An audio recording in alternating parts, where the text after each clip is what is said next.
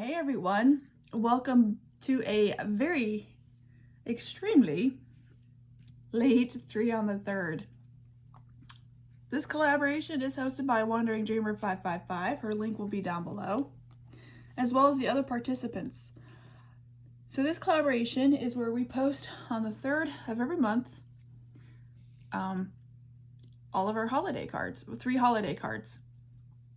That way at the end of the year we're not overrun with having to create cards. And I gotta tell you, it's so nice to be not having to rush at the end of the year.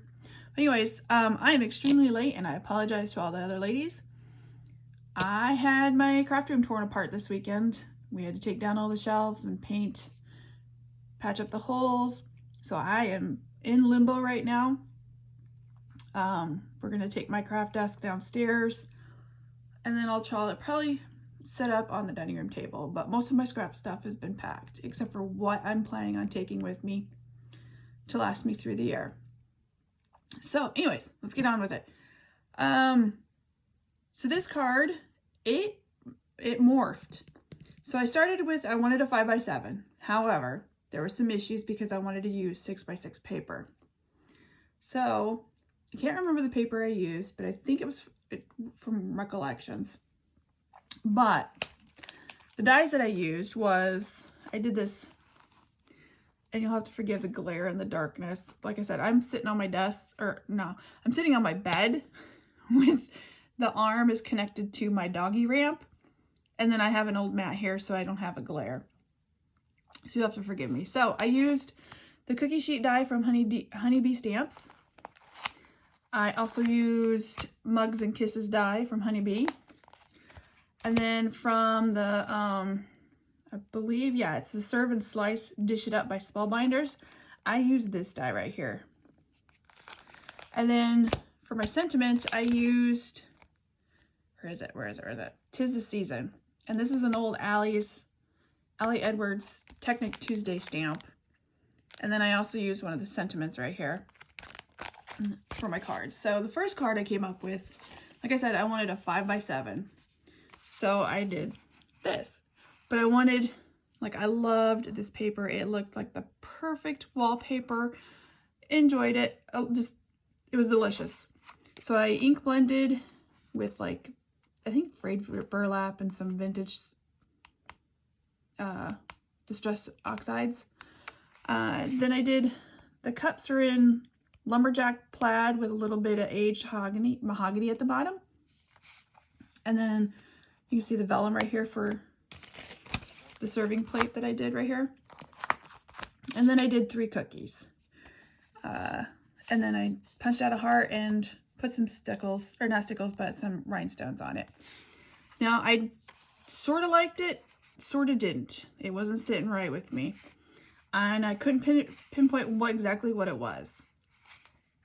And so on the inside of the card is, 'Tis the Season for hot cocoa and other chocolate items. So there's that card. So again, it didn't sit right with me. I liked some of it, but there was just parts I had to change.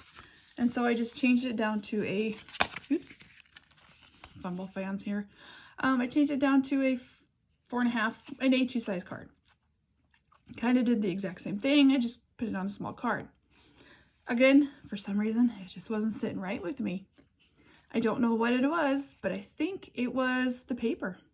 As much as I love the paper, it was just too much for my eyes, for me.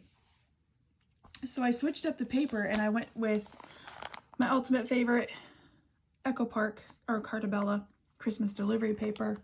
And I literally chose a very simple, elegant, oh, and let me talk about the cookies real quick. The cookies. So the cookies are, I did 2 in the back that are, they're the same except for the snowflake is different. And I used, this one I used Udi. I ink embossed it, used my embossing ink pad, and then I put Udi on it and then, warmed it up with my heat gun. This one I used Udi and I also used a glitter embossing powder. Now for this, I ran glue across it to make stripes, and then I dipped it in some beads, and I don't think you can actually see it real well in the camera, but it's dipped in little tiny beads that you use for shakers. And then I used glitter in the, actually that's embossing powder inside the middle. So that's what I did with the cookies. But on my next card, I switched up the cookies because I wanted all different. So I cut the cookies the same. This one I did the same. I did the Yudi embossing powder, heated it up, gave it that glossy look.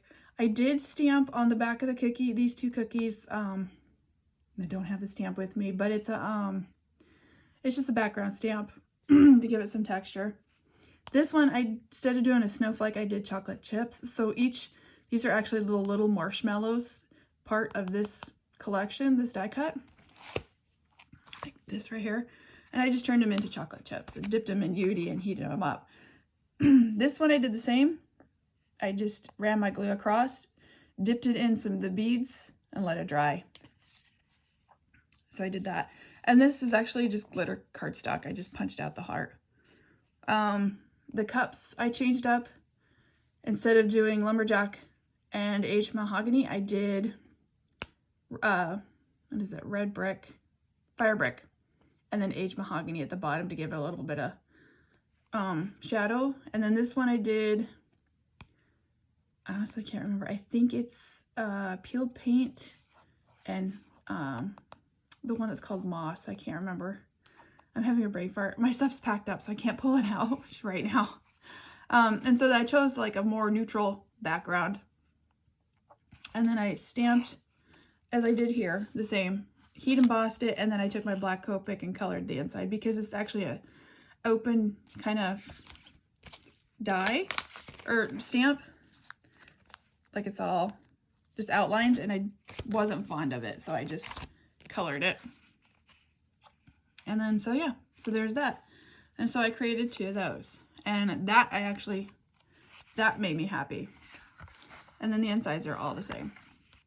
So that was my 3 on the 3rd.